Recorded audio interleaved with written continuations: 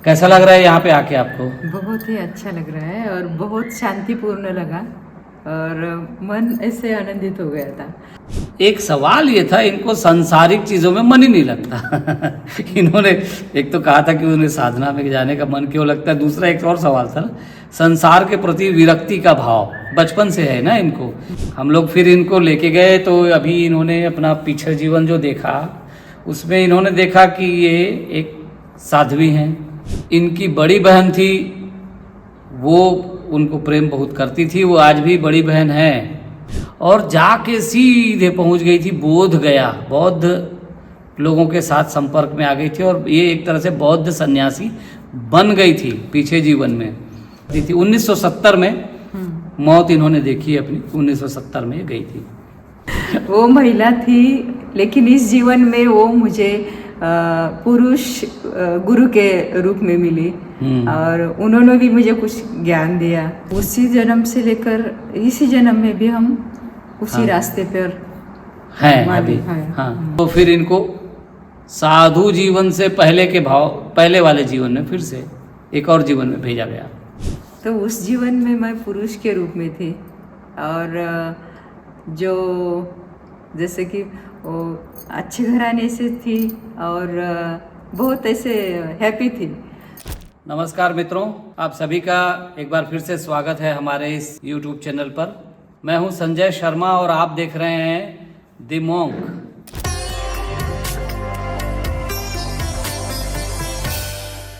मित्रों, हर बार कुछ चीज़ें हैं जो हम आखिरी में बोलते हैं, जैसे सब्सक्राइब करना, लाइक करना, शेयर करना।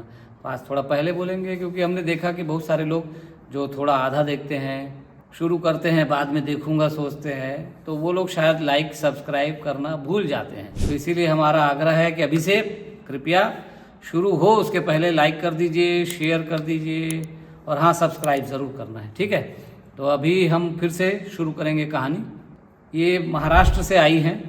इनके कुछ आध्यात्मिक सवाल थे, कुछ और भी सवाल थे, लेकिन मुख्य सवाल इनका था आध्यात्मिक, कि उनके इस जीवन का लक्ष्य क्या है। क्योंकि उनको इस जीवन में बार बार लगता कि वो कुछ साधना करें, कुछ ध्यान करें, उस तरह की चीज़ें वो कर भी रही हैं ना, लेकिन उनको बार बार ये लगता है कि वो किस मार्ग में जाना है। और जीवन में बहुत सारी चीज़ें होती हैं तो फिर लगता है कि क्या वो मार्ग सही या ये मार्ग सही, कौन सा मार्ग सही। तो इनके बहुत सारे सवाल और कन्फ्यूज़न भी था थोड़ा सा कि किस मार्ग पे चलना उचित होगा।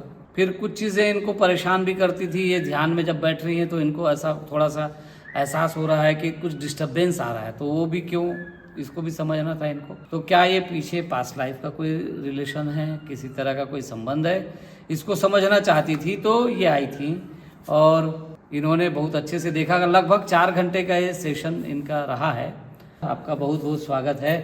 कैसा लग रहा है यहाँ पे आके आपको? बहुत ही अच्छा लग रहा है और बहुत शांतिपूर्ण लगा और मन ऐसे आनंदित हो गया था। जब निकले थे तो मन में थोड़ा सा ये था कि कैसा होगा, क्या होगा, क्योंकि पहली बार कर रही थी। लेकिन जब आपसे मिले और इस जगह पर आए तो बहुत शांति महसूस हुई यहाँ पर और मन अपने आप ही थोड़ा सा हल्का हो गया था। हाँ। करने से पहले ही मन हल्का हो गया, आनंद हो गया था। ये तो बताना। हाँ, सिद्ध क्षेत्र की यही विशेषता होती है। कभी भी खासकर ध्यान केंद्र जैसे या मंदिर में जाओ या ध्यान केंद्र में जाओ, मन हल्का हो जाता है ना, क्योंकि वो थोड़ा अलग जगह होती है, वो स्पेस ही अलग है। तो इसलिए आपको यहाँ पे आके अच्छा लग रहा था। तो 2 जीवन की कहानी इन्होंने अपनी देखी। एक तो इनके अंदर जो साध्वी भाव है, जो एक साधक का भाव है। अच्छा, इनका एक सवाल ये था, इनको सांसारिक चीज़ों में मन ही नहीं लगता। इन्होंने एक तो कहा था कि उन्हें साधना में जाने का मन क्यों लगता है, दूसरा एक और सवाल था ना, संसार के प्रति विरक्ति का भाव बचपन से है ना इनको ये सब सांसारिक चीज़ें जमती ही नहीं। तो ये थोड़ा सा वो भी जानना चाहती थी कि ऐसा क्यों है, जब इनके आसपास पूरी दुनिया, पूरा संसार ही सांसारिक चीज़ों में लगा है, तो इनके अंदर ऐसी बात क्यों है। तो ये भी देखना था इनको। हम लोग फिर इनको लेके गए तो अभी इन्होंने अपना पीछे जीवन जो देखा उसमें इन्होंने देखा कि ये एक साध्वी हैं। हालांकि एक घर देखा, माँ बाप, भाई बहन उस घर में थे, उस घर को उन्होंने देखा, अच्छे से देखा, 25 साल की उम्र तक उन्होंने पूरा अपना वो घर देखा, लगभग 25 साल से थोड़ा पहले। इनकी बड़ी बहन थी, वो उनको प्रेम बहुत करती थी, वो आज भी बड़ी बहन है इनके साथ ना। इनका एक छोटा भाई भी था जो आज भी इनके माने परिचितों में से है, अब भाई तो नहीं है, वो परिचितों में है।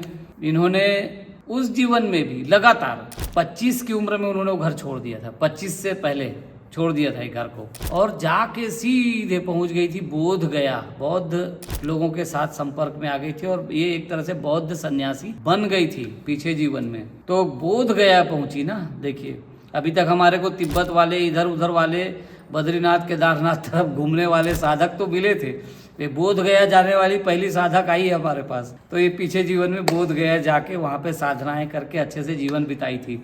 तो कहानी ऐसी है कि बचपन से, उस जीवन की बात है, बचपन से इनको जीवन और मृत्यु को लेके सवाल उठते थे इनके मन में कि मृत्यु क्या है। खासकर मौत को लेके बहुत इनके अंदर क्यूरियोसिटी होती थी कि मृत्यु क्या है, और जन्म मृत्यु के सवाल ये अपने पिताजी से वहाँ पूछा करती थी पीछे जीवन में। अब पिताजी भी क्या बताएं, जन्म मृत्यु क्या है, कैसे बताएं। तो इनको उत्तर तो कोई आता नहीं था, लेकिन हाँ इनके अंदर सवाल था, और इस तरह से ये सवालों के बीच रहने लगी।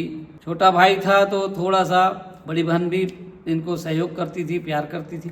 छोटा भाई थोड़ा सा ये चाहता था कि तुम घर के बाहर जाओ तो खासकर आदमियों से बात मत करना ना, महिलाओं से करो तो ठीक है, आदमियों से बात मत करना। और इसकी वहाँ स्कूल में एक दो दोस्त थी, तो वो लोग भी इनको मिले यहाँ पर। उस समय के कुछ फ्रेंड भी थे, इस जीवन में भी मिले हैं इनको। मन में सवाल हमेशा रहता था, और उनके इसी सवालों के चक्कर में ये लगातार स्कूल जाती थी, पढ़ाई भी करती थी। 1970 में मौत इन्होंने देखी अपनी, 1970 में गई थी। लगातार मन में सवाल लिए घर में रहती थी, लेकिन मन का सवाल उसको डिस्टर्ब करता था, तो धीरे धीरे इसका मन उचट गया था घर वालों के प्रति, और एक दिन बिना किसी को बताए चली गई निकल के घर से। और फिर ये अपने आप को देखती है कि बोध गया में गई हुई है। वहाँ पे एक महिला इनको मिलती है, और महिला फिर उनको एक दूसरे साधका, एक जो साधक थी महिला एक और, उसके पास ले जाती है। महिलाओं का एक ग्रुप वहाँ साधनाएं करता था, एक सन्यासी महिलाओं का ग्रुप था। तो वो महिलाएं सारी वो बोध गया मंदिर में साधनाएं करती थी। तो वो जो महिला, जो ग्रुप की लीडर कह लीजिए या गुरु कह लीजिए, उस ग्रुप की महिलाओं की, जो ग्रुप की गुरु कह लीजिए, तो वो महिला से इनकी मुलाकात होती है। फिर वो महिला इनको लेके आती है और इनको साधनाएं फिर वहाँ पे सिखाई जाती। बोध गया में है, बोध मंदिर में है। बोध गया के मंदिर में हो आप? अच्छा, साध्वी हो गए हो, सन्यासी हो, पूरा छोड़ दिया है घर परिवार? तो अब आप सन्यासी हो गए। क्या आपका रहना ये बोध गया के मंदिर में ही होता है? सबके साथ लेडीज, सब लेडीज रहती है वहाँ पर। सब लेडीज जहाँ रहती है वहाँ साथ में रहते हो आप? ये सारी लेडीज हैं वहीं रहती है बोध गया के मंदिर में ही? नजदीक है रहने। नजदीक में रहते हैं? कैसी जगह है, कौन है? ध्यान सिखा रही है, लेडीज है। लेडीज है, ध्यान सिखा रही है। अच्छा, कितने लोग बैठे हैं, क्या है? 25 लोग। 25 लोग बैठे हैं? अच्छा, क्या सिखा रहे हैं, क्या ध्यान करा रहे हैं?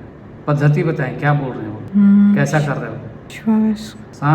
श्वास पर ध्यान देने के लिए, श्वास पर ध्यान देने के लिए बोल रहे हैं।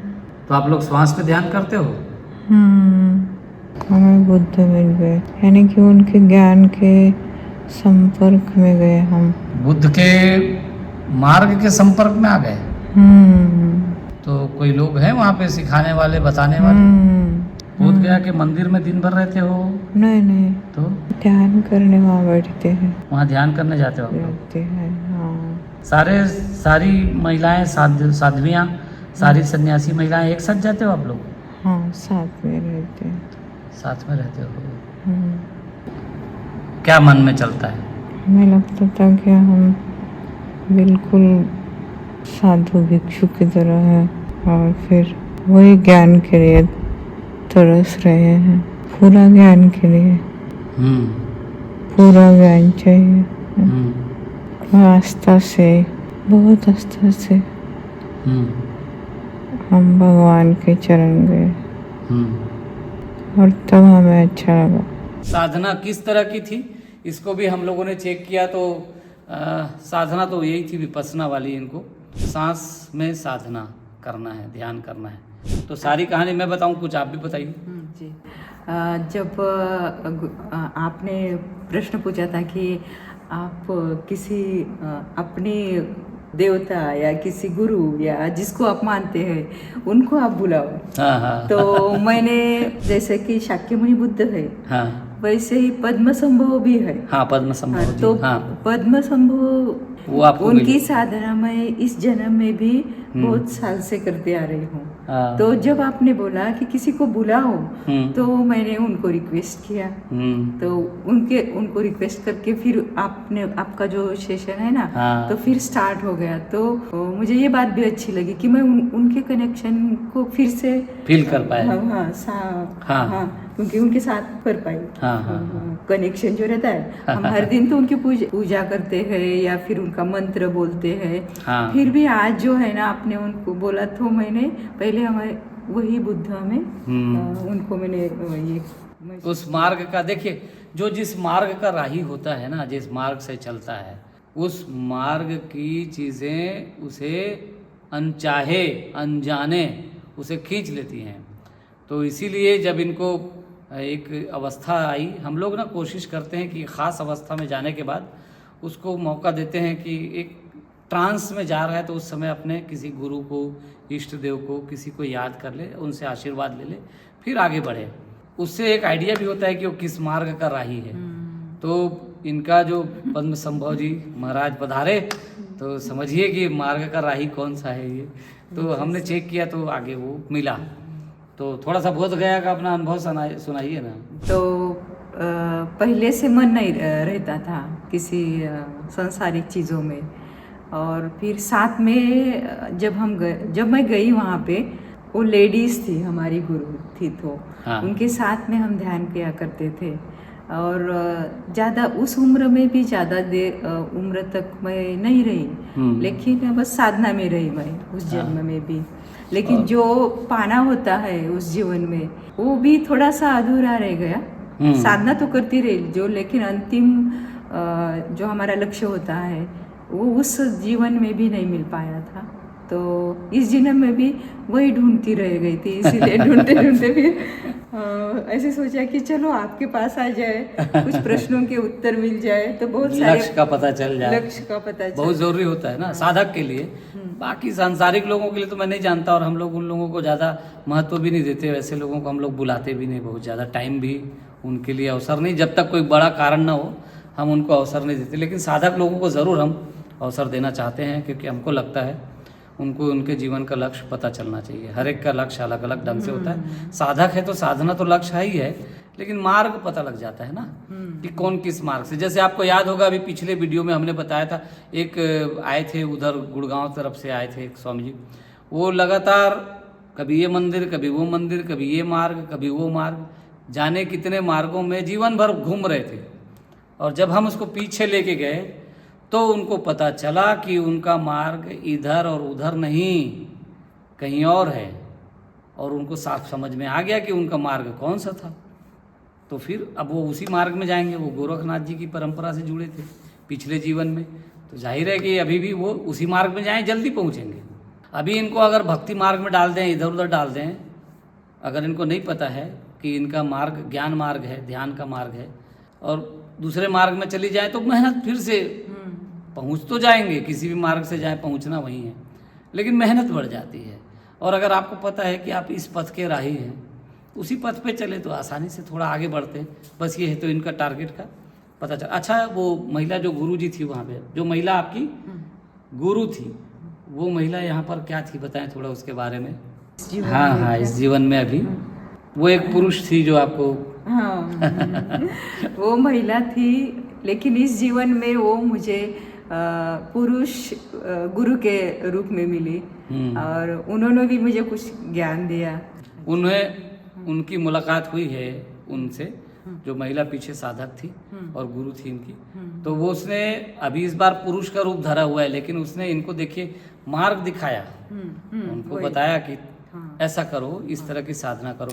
अच्छा, साधना जो वहाँ पर करती थी आप सब महिलाएं मिल के एक साथ, तो वो उस साधना के बारे में कुछ बताएं, अगर कुछ बताते बने तो। हाँ, साधना तो आनापानसती ध्यान और विपस्सना का ध्यान जो है वहाँ पे करते थे। हाँ, करते थे। उसी जन्म से लेकर इसी जन्म में भी हम उसी रास्ते पर हैं अभी। हाँ, अच्छा है, ये अच्छा है कि आप उस रास्ते पे हैं, ध्यान करते हैं। और पीछे आनापानसती और विपस्सना, ये आपका मार्ग रहा है, उस पर मेहनत की हुई है पहले से। उसी को अगर अभी इस बार कंटिन्यू करेंगे तो कम मेहनत में ज़्यादा चीज़ें फलित होंगी, घटित होंगी। अच्छा, एक चीज़ और, इनको 2 जीवन देखने को मिला। अब ये चूँकि पीछे जीवन में साध्वी बन गई, साधक बन गई, और फिर करीब 50 साल ना 50 साल की उम्र में इन्होंने अपना शरीर वहाँ छोड़ा, त्यागा साध्वी के रूप में। और जाते समय एक मन में भाव था कि जो पाना था वो रह गया है, अभी और साधना और करनी चाहिए। कोई भी साधक हो, मन में रहता है कि कुछ सिद्धियाँ, कुछ प्राप्ति, मोक्ष की सिद्धि हो, है ना, कुछ ज्ञान प्राप्त हो, तो यही वो साधक संकल्प लेके चलता है हमेशा।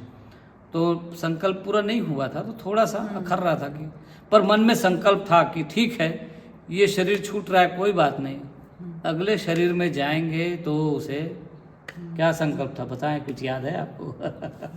नहीं, अगले शरीर में जाएंगे तो जरूरी है संकल्प पूरा करेंगे कि जो विमुक्ति का है, जो मोक्ष का है, जो इस पूरे चक्र से बाहर आना चाहते हैं, जन्म मृत्यु के चक्र से हम बाहर आना चाहते हैं, ये संकल्प शायद पूरा करना चाहती। तो वो संकल्प वहाँ पे था, अंतिम विचार यही था ना कि हम अगले जीवन में पूरा करें। हाँ।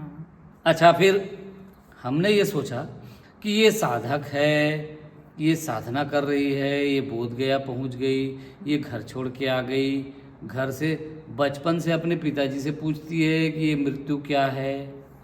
हमें लगा कि ये सवाल इतना बचपन में ही पूछने का कारण क्या है? क्या इसके भी पहले जीवन में ये कोई साधक है? इसके पहले जीवन में भी कुछ बात है जो जन्म मृत्यु जैसे सवाल इसके भीतर प्रकट होते हैं? तो फिर इनको साधु जीवन से पहले के भाव, पहले वाले जीवन में फिर से एक और जीवन में भेजा गया। उस जीवन का कहानी आप थोड़ा बताओ। बड़े बड़े ऊंचे ऊंचे पहाड़ थे वहाँ पे, और मैं उस ऐसी थी कि जैसे कि मैं पूरे हिमाचल प्रदेश में थी ना उस समय। हिमाचल में थी। हाँ। और पूरी सृष्टि का जो आनंद जो है ना, मैं वो ले रही थी। मैं तब बहुत आनंदित थी। हाँ। वहाँ घूमते हुए प्रकृति में, पहाड़ों के बीच। अच्छा, रहते पिताजी इसके बहुत बड़े अधिकारी थे ना, वो सूट में घुमा रहते करते थे, थे, सूट हाँ। में रहते थे। हाँ। और अच्छे घर वर के घर बारे में अच्छे, बताओ। बहुत अच्छे थे घर पर, और सब लोग एक साथ रहते थे। एक बड़ा परिवार था, संयुक्त परिवार था, जिसमें 4 चाचा इसके रहते रहते थे। थे। तो सारे लोग रहते थे बहुत अच्छे से। लेकिन एक घटना घटी वहाँ पे, बताइए आप, जो प्रमुख घटना घटी वहाँ पे, क्या घटना थी जिसकी वजह से अगले जीवन में फिर उसके प्रभाव पड़ा? हाँ। तो वो प्रभाव क्या था, वो घटना क्या थी? पिताजी जो है, जो बहुत जल्दी उनकी मौत हो गई, उसका असर मन पर बहुत हो गया। उसके बाद माताजी का भी ये हो गया, निधन हो गया, मृत्यु हो गया। तो इसी बात को लेकर, मृत्यु के बारे में जो सोच थी, तो और भी ये हो गई कि ऐसा क्यों होता है, और इस दुख का असर मन के ऊपर बहुत हो गया। क्या था कि ये 11 साल की थी, 11 साल का लड़का, ज़्यादा उम्र नहीं हुई, सिर्फ 11 साल का लड़का। और एक दिन ये पाता है कि पिताजी की डेथ हो गई, और पिताजी की डेथ हुई है ये बात माँ को पता चली, तो माँ की भी डेथ हो गई। दोनों एक ही दिन चल बसे। और 11 साल का बच्चा है, कोई बहुत ज़्यादा बड़ा भी नहीं है। 11 साल का बच्चा जब माँ और बाप दोनों को एक साथ खो देगा, तो उसके भीतर ये सवाल तो उठेगा कि ये मृत्यु क्या है, ये जीवन क्या है, मैं कौन हूँ, इस तरह की चीज़ें आती हैं। तो खैर, माँ बाप के जाने के बाद परिवार ने तो इनकी देखभाल की। अच्छा, ये अपने आप को देखती, जब ये यंग हैं तब भी अच्छा सूट बूट के साथ, और वो घूम रहे पहाड़ों पे, उसका जीवन बड़ा अच्छा चल रहा है। 45 साल की उम्र में उस समय डेथ हुई थी इनकी, एक हार्ट अटैक आया था। 45 की उम्र, कम उम्र में मौत हो गई थी। लेकिन फिर भी अच्छा सूट बूट, कपड़े उपड़े सब अच्छे थे। मतलब ये था कि समृद्धि इनके साथ थी, और परिवार वालों ने अच्छी तरह से माँ बाप के जाने के बाद चाचा लोगों ने इसकी देखभाल अच्छी तरह से की थी, सब कुछ ठीक था। अमीर घर था, अमीर घराना था, पैसे की कोई कमी नहीं थी इनके पास। तो 45 साल में मर गए। अब ये तीसरी मार। 11 साल की उम्र में माता पिता चले गए और 45 की उम्र जो अच्छी उम्र नहीं मानी जाएगी मरने के लिहाज से, तो उस उम्र में मर गए। तो ये 3 बार मौत का सामना कह लीजिए, 3 मौतों का सामना इनको करना पड़ा। यही वजह थी कि जब पैदा हुई और जब ये बोलने बताने लायक हुई होगी नेक्स्ट लाइफ में, जो लड़की के रूप में इसने देखा अपने आप को, तो ये लड़की इसीलिए सवाल पूछती थी अपने पिताजी से कि ये मृत्यु क्या है, ये जानना चाहती थी। उसका कारण यही था। तो हम लोगों ने चेक करने के लिए इसको पीछे भेजा कि भाई ये मृत्यु का सवाल तुम कहाँ से लेके आ गई हो, चेक करो। तो इस तरह से इसने 2 जीवन देखे। ये तो कहानी हम लोगों ने, पूरी कहानी तो हम बता नहीं सकते, आप भी जानते हैं, हर एक चीज़ तो नहीं बताया जा सकता। मोटा मोटी जितना बताते बनता है वो सब बताते हैं। तो और कुछ छूट गया हो, आपको बताने लायक लग रहा हो तो बताओ, कुछ और बात कहना चाहते हो तो। और फिर आप बताओ कि ये जो प्रक्रिया थी, ये जो 4 घंटे की प्रक्रिया चली हमारी, ये पूरी प्रक्रिया कैसी लगी आपको? ये पूरा जो सेशन था, पहले जो आए तभी मन तो स्थिर हो गया था, और बाद में भी जिस तरह से आपने कुछ आपके साथ जो बातें हुई वो इतनी महत्वपूर्ण थी कि पहले सेशन से पहले भी जब हम बातें करने के लिए बैठ गए तो बहुत सारे प्रश्नों का, जो मेरे अंदर जो प्रश्न थे, कुछ समस्याएं थी, तो ऐसे कम होती गई बात करने से ही, क्योंकि बहुत सारी ज्ञान की बातें सर जी ने हमें बताई। और फिर बाद में सेशन में बहुत अच्छा रहा। वो जो अनुभव था बहुत अलग था। जो मैं पूरा हिल रही थी, जो मृत्यु का जो आपने जो बोला कि मृत्यु हुई है ये देखो आप, तो फिर पता तब मेरी आत्मा बहुत, मेरा शरीर भी बहुत सारा ऐसे हिल रहा था। तो फिर आपने उसको फिर से शांत कर दिया और कुछ सूचनाएं आपने दी, तो बहुत अच्छा लगा। और ये बहुत ही अच्छा सेशन रहा। और जीवन में किसी भी प्रश्न हो, मैं तो बहुत दिन से मेरी इच्छा थी कि मैं गुरु जी के या सर जी के क्या बोल रही हूँ मैं अपने मन से, मैं जब से मैं देखा था, मैंने पुनर्जन्म के बारे में उनके वीडियोज, गुरु जी के वीडियोज जो देखे थे, तो मेरा मन था कि मैं यहाँ आऊँ। वैसे मैं बहुत दूर से आई हूँ, लेकिन अभी यहाँ पर बैठी हूँ तो मैं ये फील कर रही हूँ कि मैं बहुत हल्का हल्का फील कर रही हूँ। जो शरीर में जो जड़त्व रहता है, हाँ, वो ऐसे कम हो गया है, ऐसे मुझे फील हो रहा है सेशन के बाद में। और बहुत हल्का सा लग रहा है और बहुत अच्छा सा लग रहा है। कोई जड़त्व नहीं रहा है मन के अंदर और शरीर के अंदर। तो ये बात मुझे थोड़ी सी बहुत आश्चर्यकारक और बहुत अच्छी भी लगी। शायद ये आपके सेशन का ये पूरा परिणाम है। हाँ। क्योंकि बहुत अच्छा लिया आपने वो सेशन। और मुझे लगता है कि किसी का भी कोई प्रश्न हो तो ना घबराते हुए हम आना चाहिए और उस समस्या से बाहर हम निकल सकते हैं इस पुनर्जन्म की जो सेशन होती है उससे।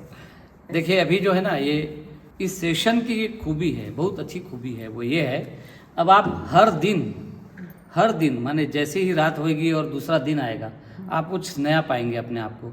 फिर अगला दिन रात होगी, दिन आएगा, आप उठेंगे, फिर आपको लगेगा और कुछ अतिरिक्त मेरे अंदर कुछ और नया आया। इस तरह से आप ये लगातार सतत, मुझे लगता है शायद ये 2-3 महीने तक आपके भीतर बदलाव चलता है। इस एक सेशन के बाद ना, एक सेशन लेते हैं और 3 महीने तक आप कुछ न कुछ नया बदलाव धीरे धीरे आपके अंदर होने लगता है। और शायद 3 महीने के बाद आप पूरी तरह बदल चुके होते हैं। आप वो हो ही नहीं सकते। वैसे तो आप इसी क्षण, अब वो नहीं है जो आए थे, सही का वो तो बदल गया, खत्म हो बात। बिल्कुल हाँ। वो तो आपका, मुझे ऐसे खुद को लग रहा है कि मैं वो नहीं हूँ। सही है हाँ। कुछ नयापन और कुछ मन भी आनंदित हो गया है। और फिर हल्कापन जो महसूस होता है ना, वो इसके पहले कभी ऐसा नहीं हुआ था, जो इतना हल्का शरीर और मन का जो होता है। शायद आप उसकी वजह ज़्यादा जानते होंगे मुझसे ज़्यादा, आप बता सकते हैं लोगों को। तो देखिए क्या होता है, आप इसी क्षण जैसे ही सेशन से उठे आप बदल चुके हैं, आपकी एनर्जी बदल चुकी है, आपके अंदर जो दूसरी एनर्जी थी वो सब हट चुकी है। अब आप एक खास खालिश प्योर एनर्जी के साथ हैं।